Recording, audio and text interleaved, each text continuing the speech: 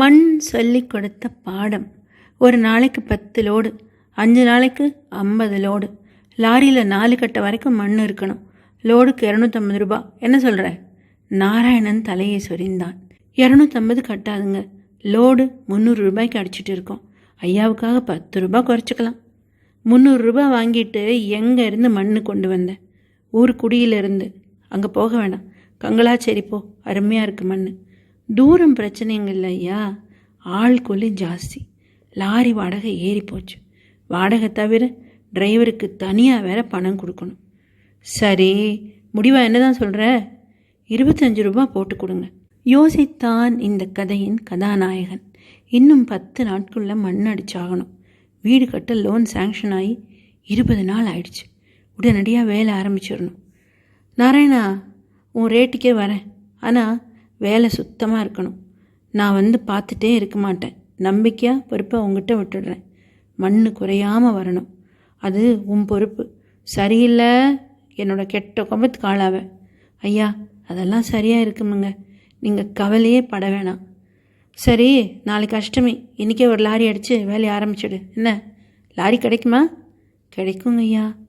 50 ரூபாய் அட்வான்ஸ் கொடுத்தேன். 2ஆம் நாள் காலேஜிலிருந்து கொஞ்சம் முன்னதாகவே பிளாட்டுக்கு சென்று விட்டேன். மண் அம்பாரமாய் குவிந்திருந்தது. இவ்வளோ மண் தேவையா? எனக்குள்ளேயே கேள்வி எழுந்தது. மேஸ்திரி என்னை பார்த்தார். ஐயா வாங்க, லாரி இப்போ தான் போயிருக்கு, அரை மணி நேரத்தில் வந்துடும். ஸ்கூட்டரை ஸ்டாண்ட் போட்டு விட்டு வந்தேன். நான் பிளாட் வாங்கிய போது இந்த இடம் சொதன்னு சேரும் சகதியமாக இருந்துச்சு. சதுர அடி 12 ரூபாய்க்கு வாங்கிய இடம் இன்றைக்கி 20 ரூபா. 2 வீடுகள் எழும்பிய நிலையில் இன்னும் மதிப்பு கூடிரும். நகரத்திலிருந்து ஒதுக்குப்புறம்.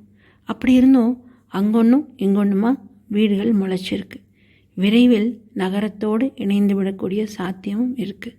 ஐயா, ஜல்லி செங்கல் சொன்னீங்களா? நானே சப்ளை பண்ணலான் இருக்கேன், அதான் கேட்டேன். இரு மண் எவ்வளோ அடிக்கிறேன்னு பார்க்கலாம், எப்படி அடிக்கிறேன்னு பார்க்கலாம்.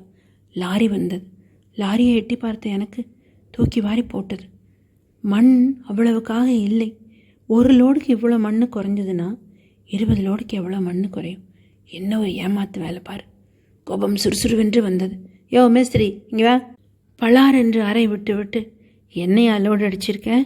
இப்படித்தான் 20 லோடும் அடிச்சியா? நீங்கள் எவனுமே யோகியம் கிடையாதா? சித்தாட்கள் எல்லாம் மண்வெட்டியை கீழே போட்டுவிட்டு என்னையும் அவனையும் மாறி மாறி பார்த்தார்கள்.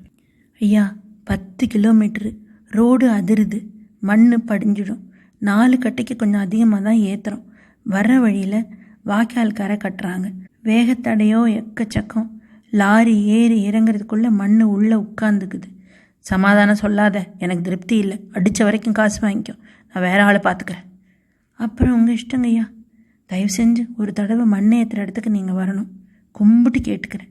15 வருஷமாக மண் அடிக்கிறேன். இப்படி யாருமே என்னை சொன்னதில்லை. டேய், வேடிக்கை பார்க்காதீங்கடா, மண்ணை இறக்குங்க. வேகமாக மண் இறக்கப்பட்டு லாரி புறப்பட்டது. பின்னாலேயே ஸ்கூட்டரை செலுத்தினேன். 20 ஆட்கள், அநேகம் பெண்கள். மண்ணை அள்ளி ஒருவன் கூடையில் சரிக்க வேகமாக தூக்கி வந்து லாரியில் கொட்டினார்கள். பேய் வேகம், அசுர வேகம். சரியாக 20 நிமிடம். ஐயா, லாரியில் ஏறி பாருங்க. ஏறி பார்த்தேன். லாரி நிறைய 5 கட்ட அளவுக்கு மண் இருந்தது. ரைட், போ. ஸ்கூட்டரில் லாரியின் பின்னாலேயே வந்தேன். மேஸ்திரி சொன்ன மாதிரி ஏகப்பட்ட வேகத்தடை. பிளாட்டுக்கு வந்ததும் லாரியில் ஏறி பார்த்தேன். முதலில் இருந்த அளவே மண் இருந்தது. மேஸ்திரி என்னையை பார்க்க தலையை திருப்பி கொண்டேன். ஐயா, நான் ஒன்றும் திடீர் மேஸ்திரி இல்லைங்க. 10 வருஷம் கொத்தனார். நாராயணன் மண் அடிக்கிறான்னா யாருமே கண்காணிக்க மாட்டாங்க. அத்தனை பேருக்கு முன்னால் என்னை கை நீட்டி அடிச்சிட்டிங்க. பரவாயில்ல, போனால் போட்டும். உங்களுக்கு திருப்தியானால் போதும்.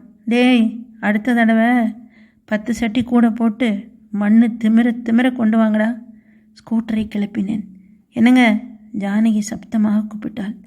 என்ன? வாசலில் கிடக்கிற மண் கொஞ்சம் கொஞ்சமாக காற்றுல போகுது. நீங்கள் தானே சொன்னீங்க லாரி மண் 300 ரூபான்னுட்டு. அதையெல்லாம் அள்ளிட்டு வந்து கொல்லை பக்கமாக கொட்டுங்க. நானும் உங்ககிட்ட 4 நாளாக சொல்லிகிட்ருக்கேன். அது பாட்டு காற்றுக்கு மண் பறந்து போயிட்டே இருக்குது. பேசாம இரு, நாளைக்கு பார்க்கலாம். சரி, நான் போய் அள்ளிட்டு வரேன். வாளியை தூக்கி கொண்டு கிளம்பினாள் மனைவி ஜானகி. வாளியை வாங்கி கொண்டேன். தெருவில் ஆள் நடமாட்டம் இல்லை. இருட்டாக இருந்தது. குவளையில் மண்ணை அள்ளி வாளியில் கொட்டினேன். கொல்லையில் தளம் போட்டதற்காக அடித்த மண்ணின் மீதி அது. வாளியை தூக்கினேன். கனத்தது. கஷ்டப்பட்டு கொல்லைப்புறத்தில் கொண்டு வந்து கொட்டினேன். 2வது வாளி தூக்க முடியவில்லை.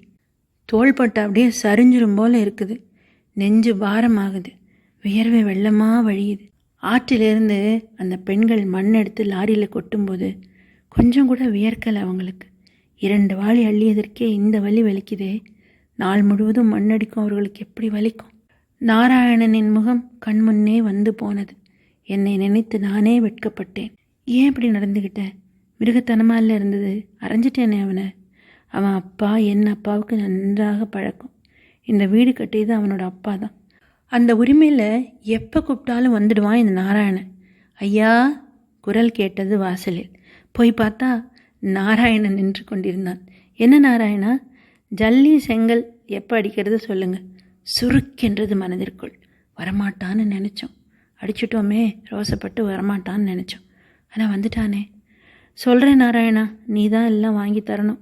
பிளானில் கொஞ்சம் மாற்றம் இருக்குது. மாற்றிட்டு கூப்பிட்றேன். தியேட்டர் வாசலில் தானே நிற்ப, நானே வரப்போ. என்னங்கய்யா இது? வாளி குவளை மண்ணெல்லாம் எடுத்து வச்சுருக்கீங்க.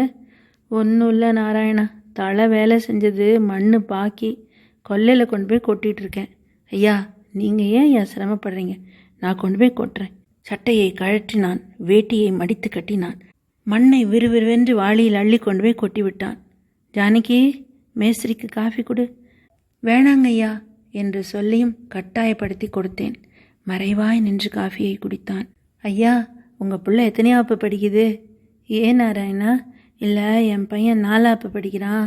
புத்தகமெல்லாம் கிடைக்கல. நாராயணா, என் பையன் இங்கிலீஷ் மீடியமில் படிக்கிறான். என் மாவனும் அதாங்க படிக்கிறான்.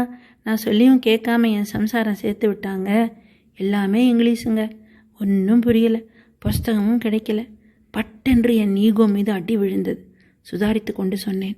நாளைக்கு நான் தஞ்சாவூர் போகிறேன், வாங்கிட்டு வந்து தரேன். நல்லதுங்கய்யா, காசை கூலியில் கழிச்சுக்கோங்க. அப்போ வரட்டுங்களா? பெரிதாய் கும்பிட்டு விட்டு நகர்ந்தான். மண்ணோடு வளர்ந்தவன் அவன். மண்ணை பற்றி தெரியாதவன் நான்.